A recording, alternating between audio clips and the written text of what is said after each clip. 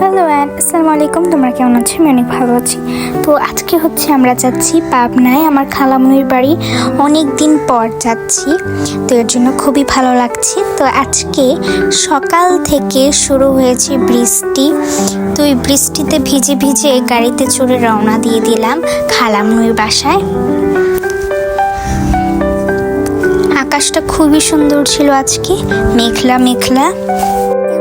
খালামুনির বাসায় যেতে লাগে 2 ঘন্টা, কিন্তু আমাদের গাড়িতে লেগেছে আধা ঘন্টা আর স্পিড বোটে লেগেছে 25 মিনিট। তো এর জন্য আমরা অনেক তাড়াতাড়ি চলে গিয়েছি। তো আমরা কিন্তু খালামুনির বাড়ির কাছাকাছি আছি, তোমরা দেখতে থাকো।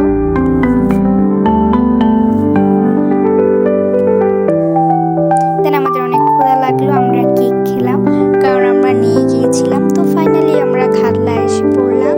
তো একটু পরে আমরা স্পিড বোটে চড়বো। আমার তো খুবই ভয় করছিল স্পিড বোটে চড়তে, কারণ অনেক বৃষ্টি ছিল।